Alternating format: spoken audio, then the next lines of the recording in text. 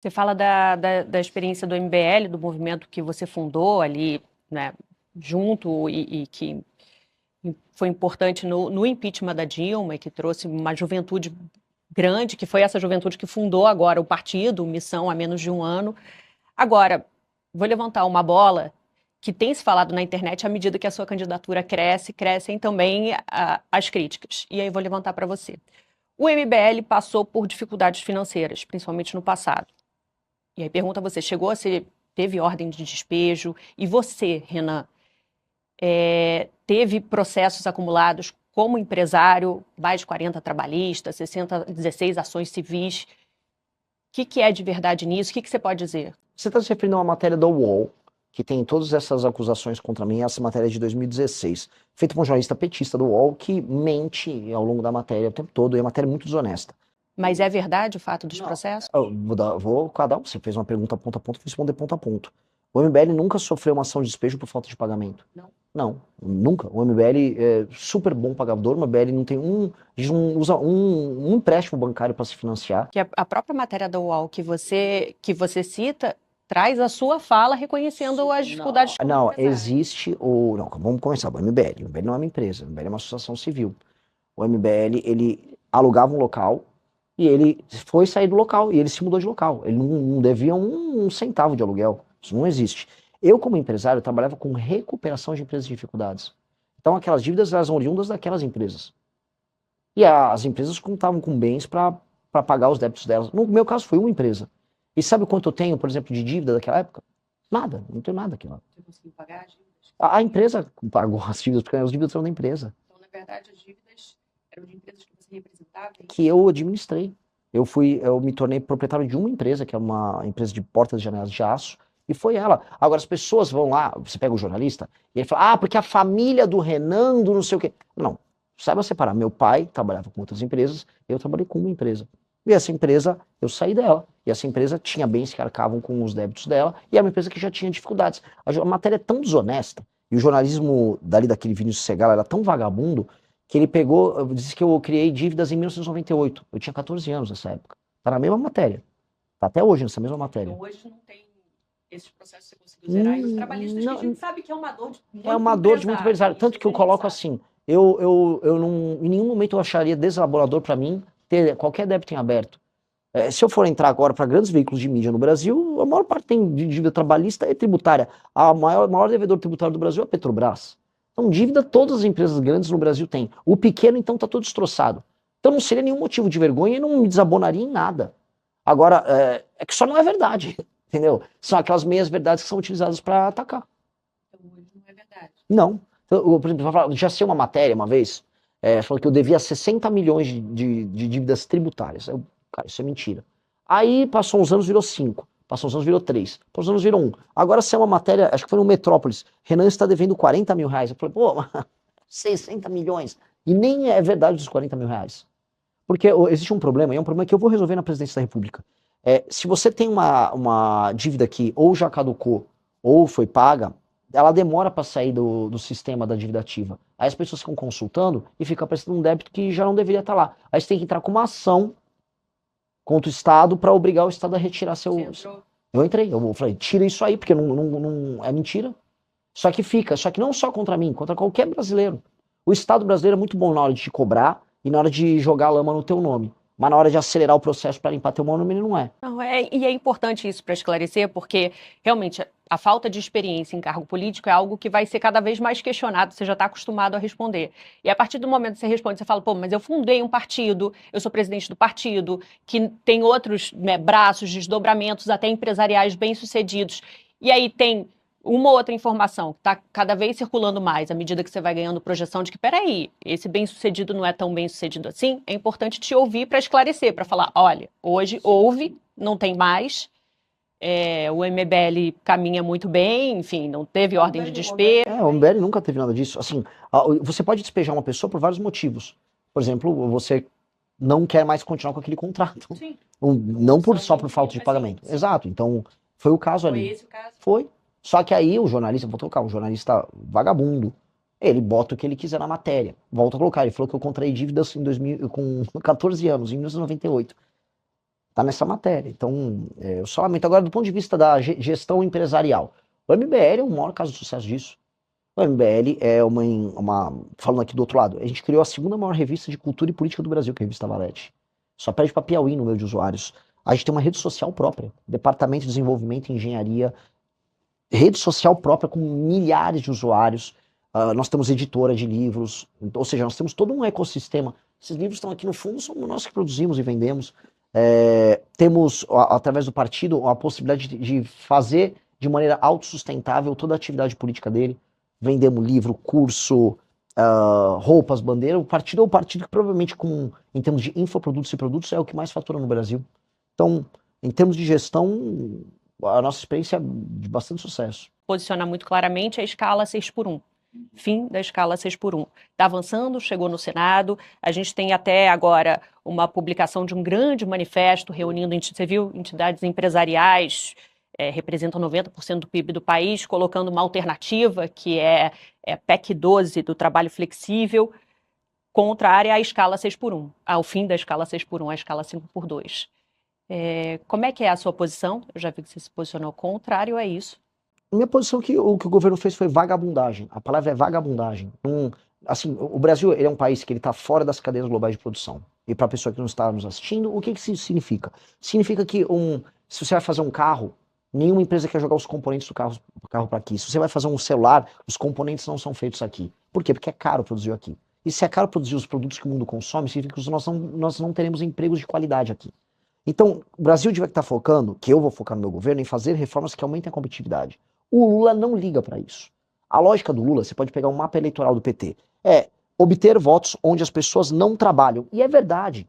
Não estou aqui fazendo uma declaração preconceituosa, nem nada. Onde você tem menos atividade econômica, onde você tem um maior número de pessoas dependendo de auxílios governamentais, a taxa de voto, percentual de voto no Lula é maior. O Lula é inimigo do trabalho e da produção. Desculpa cair no clichê de xingar o Lula disso e daquilo. O Lula, a vida inteira dele foi lutar contra o trabalho. A vida inteira dele foi essa. E aí as pessoas vão perder. Eu tô avisando, nosso deputado Kim, tô avisando. Vocês estão caindo numa conversa mole. O brasileiro tá passando por um arroxo, ou seja, nós passamos agora, tá aumentando os juros, tá aumentando a inflação ao mesmo tempo. O dinheiro vai ficar mais caro, os produtos estão ficando mais caros, os serviços estão ficando mais caros, e o governo tá falando, e você vai trabalhar menos. Ora, se a nossa produtividade não aumenta, portanto, a quantidade de dinheiro que o brasileiro gera por hora de trabalho não aumenta, como é que ele faz para pagar essa conta? Ele tem que trabalhar mais. É por isso que, tá todo mundo, o cara tem às vezes um emprego 5x2 na semana e fim de semana faz Uber. A mulher dele, que às vezes cuidava dos filhos, tá tendo que fazer pudim, tá tendo que fazer bolo para vender, tá todo mundo tendo que ralar para poder manter algum estilo de vida. A classe média tá sendo destruída. E a resposta do governo é, não, fica tranquilo, você vai trabalhar menos e vai ganhar mais. É mentira. É mentira, é um estelionato, é papo de vagabundo do Lula. E assim, qual foi a resposta da direita? Porque tem a direita, vai aquele Nicolas Ferreira, aquele patife Flávio Bolsonaro, volta com o governo. Volta com o governo. Que coisa imunda. Não tem coragem de se posicionar porque tem medo de perder voto. E aí nós nos posicionamos contrários porque o que o Brasil precisa é flexibilização nas leis trabalhistas. Ela gera alguma flexibilização porque ela faz com que você pague por hora, mas aceitando que houve uma diminuição de jornada de 44 para 40 horas. Ok, diminui de 44 para 40 horas. Isso vai fazer com que o brasileiro tenha que trabalhar, vá trabalhar menos? Não! O brasileiro vai fazer bico por fora. Todo mundo que tem restaurante, e mesmo agricultor já está combinando de fazer assim, ó. Olha, eu não vou poder, eu vou precisar que a gente trabalhe no sábado e no domingo. Então contrata os seus caras, você fala pro vizinho, eles trabalham até tal dia, e aí nos outros dias eu vou ter que contratar. Só que para quem eles vão jogar o custo dessa ineficiência? É no preço da comida, vai jogar pro consumidor, vai diminuir as margens, já está todo mundo atolado, o agro está com um surto de recuperação judicial agora. É isso que o governo propõe? Enquanto ele aumenta os custos de quem trabalha e produz, os juros estão aumentando, porque o governo não para de gastar mal, a inflação está subindo, a gente está indo para uma crise gigantesca. O Brasil, não entrou num colapso econômico lá naquela crise do governo Dilma, você lembra? 2014, 15, 16? Porque surgiu a uberização.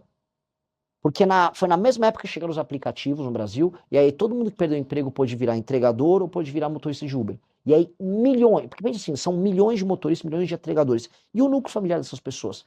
Quantas dezenas de milhões de pessoas não foram salvas da pobreza extrema nos grandes centros urbanos por conta da chegada da tecnologia. Hoje, eles estão tentando, vamos dizer, sabotar até essa atividade. E hoje, como eles evitam que o Brasil consiga gerar empregos de qualidade, eles estão jogando todo mundo numa mega informalidade. Não vai dar para ter todo mundo fazendo Uber agora. Não vai dar para todo mundo virar entregador. Ou seja, eles estão ferrando a vida dos mais pobres. E eles são irresponsáveis. Então, a nossa opinião é bem clara. Nós temos que flexibilizar as leis trabalhistas. E é flexibilização pagando por hora, deixando gerando concorrência nos sindicatos, porque o que vai acontecer? Se você tem um sindicato A, B ou C de entregadores, e aí um sindicato ele tem uma estratégia mais eficiente para representar um conjunto de entregadores, ele pode fazer as negociações patronais. Estados Unidos tem isso, várias nações têm isso. Aqui não, você tem que ter um sindicato que tem uma federação lá, uma dessas confederações sindicais, que controla ele, ela faz os negócios que ela faz com as grandes empresas dela, porque todo mundo sabe, elege os deputados que ela precisa eleger, especialmente pelo PT, e não liga para o resultado do sindicalismo dela. Veja só, eu não sou contra sindicatos, eu tô falando aqui, tem que ter mais sindicatos concorrendo entre si, e paralelamente o trabalhador faz o contrato dele do jeito que ele quer fazer. E flexibiliza. As experiências internacionais vão todas na linha de quem flexibiliza, gera mais emprego e gera mais renda. Então, é o que nós temos que fazer. Se avançar, e é o que parece, a votação da redução da escala 6x1, você, se eleito, trilharia algum caminho para tentar derrubar? Eu faria diferente. Já que eles destruíram a CLT com isso, eu vou propor um novo regime de contratação paralelo. Porque, olha só, já existe. Vamos ser bem sinceros. Todo mundo está nos assistindo aqui, deve ter pessoas que são comerciários, gente que trabalha com serviço. Saiu nos últimos 15 anos de 700 mil para 17 milhões o número de pessoas que são PJ. O que é o PJ, além de um regime alternativo de contratação? Porque as pessoas não querem. É um grande empresário. Então, o que está acontecendo? Né? O cara que virou PJ, ele não virou um businessman. Ele está vendendo a força de trabalho dele, dando um cambalacho na CLT, que não funciona.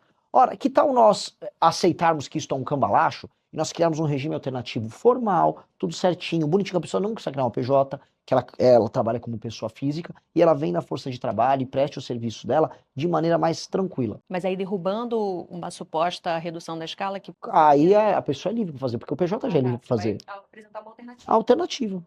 Aí as pessoas misteriosamente vão preferir a alternativa. É isso que vai acontecer.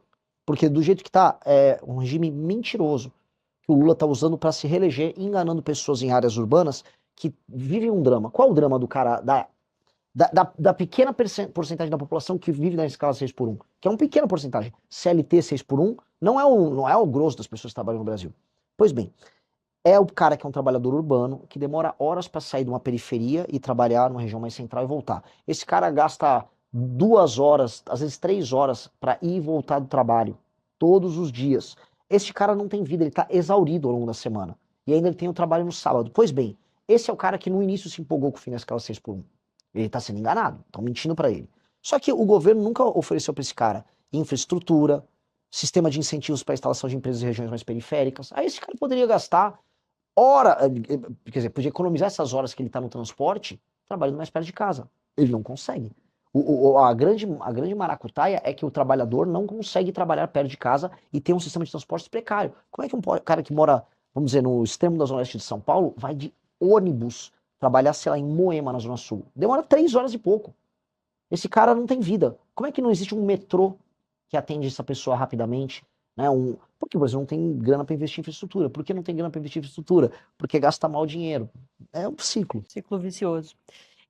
Anistia, se eleito, vai ter? Vai ter dosimetria. Porque cometeu crime. Eu fico falando de lei e ordem. Vou prender, vou passar o cerol nos membros do crime organizado, tal, beleza. Não, mas e se um cara invade o Congresso, mas ele é de direita? Não vai fazer nada? As pessoas cometeram crimes. Então, quem cometer crime tem que receber punição.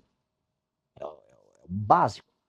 Agora, o problema Acho que a punição que está sendo dada já é suficiente. Eu acho que o processo ele é eivado de vícios formais, a ponto de, se eu fosse falar, vamos dizer, na letra pura da lei, é injusto de cabo a rabo o processo. Os processos são nulos. Imagina você fazer audiências coletivas. Houve audiências coletivas virtuais dos presos do 8 de janeiro. Audiências coletivas, isso é coisa de regime de exceção. Você faz, a pessoa não tem o inquérito dela individualizado. Não, o Xandão mandou assim, junta todos os advogados aí e vamos fazer um inquérito coletivo. Isso é insanidade. E ele fez. Então, é eivado de nulidades. Ao mesmo tempo, como foi politizado o caso em todos os termos, aquelas pessoas também precisam de uma punição. Então, o Congresso atuar no meio é reconhecer que o sistema de justiça brasileiro fracassou completamente e você vai ter que ter uma resposta política para isso. Por isso que a 12.006 tem uma resposta política. Há uma punição, mas não do tamanho que ela está, para todos os envolvidos.